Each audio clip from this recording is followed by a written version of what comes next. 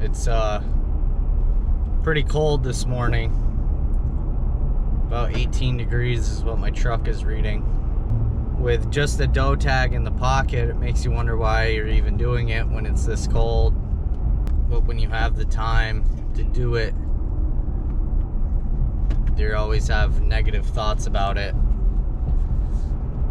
And then when you don't have the time and you're stuck at home or stuck at work, you always wish you were out. So I'm going, and even though I don't necessarily want to, really. It's gonna be a minimal effort day.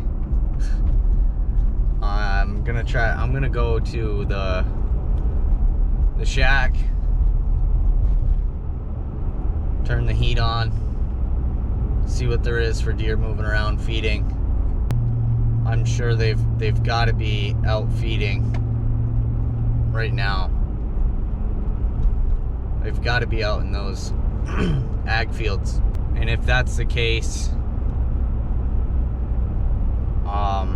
probably what I'll do is leave most of my gear at the shack,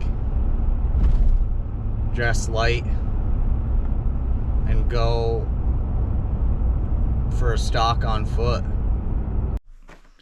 All right. We are in the shack. Fired up the heater. It's cold. It's very cold. And it takes a while for this heater to get this thing going. Get it nice and warm in here, but I'm actually surprised. I've seen no deer out in the cornfield way out there,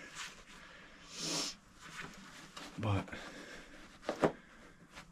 it could be from the amount of pressure that this place has gotten in the last, I don't know how many days. Well, since muzzleloader season started, so since last Saturday. And we're all just trying to fill a doe tag, and we can't seem to do it.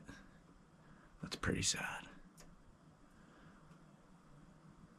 Pretty sad, but I'm not putting in my best grade effort.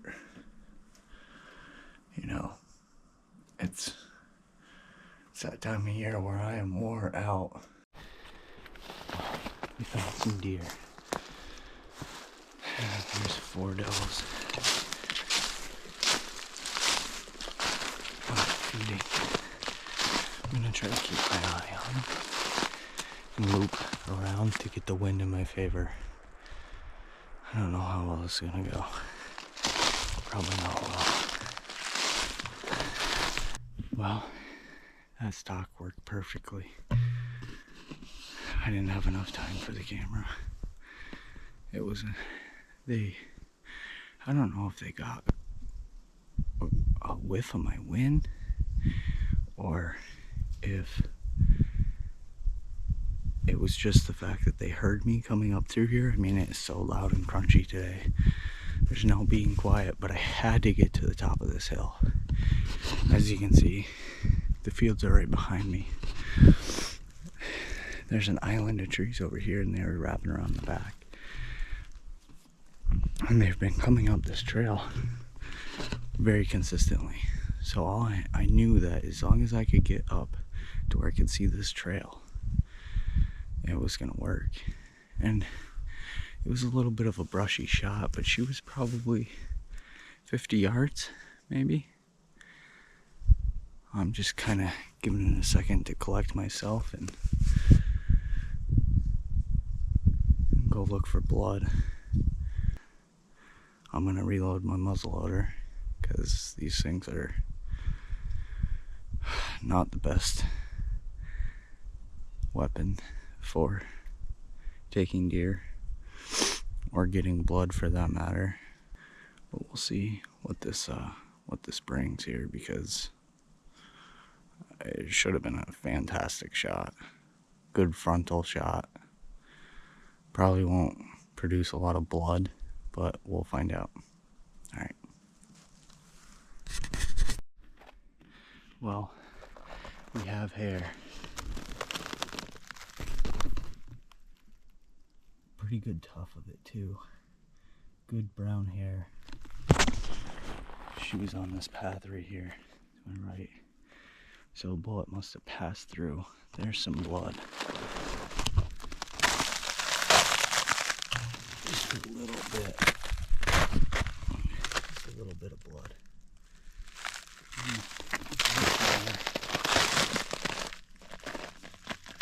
Looks like good blood. Oh yeah. I'm seeing a good spool of it up through here. We should have this here, but always reload. Always. I don't know how well you guys can see this, but she's leaking pretty good.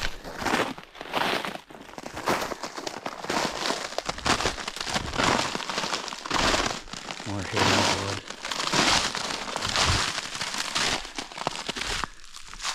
Yeah. That to me looks like pretty good blood. I mean,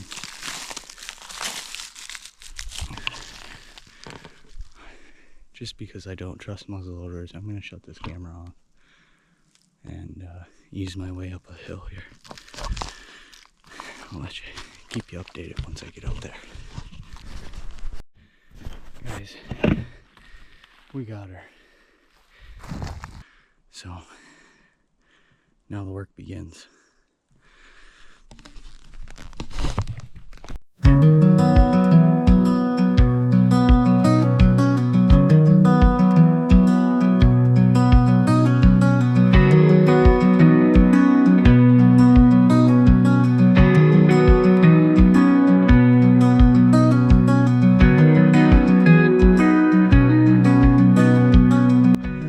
I was pretty much ready to give up this morning.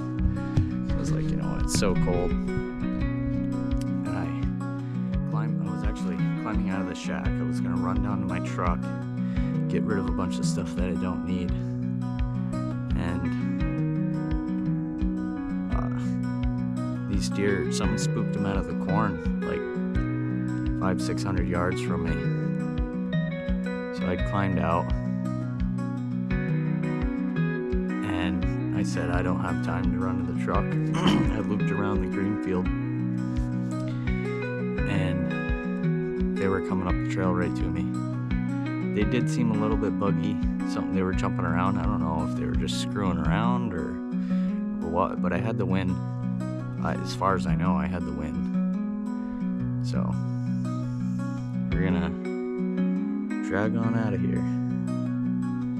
Back down to my pack, which is probably a little over 100 yards down the hill. I have a drag rope in there, but thankfully it's all downhill, so I'm not complaining that she's not the biggest though.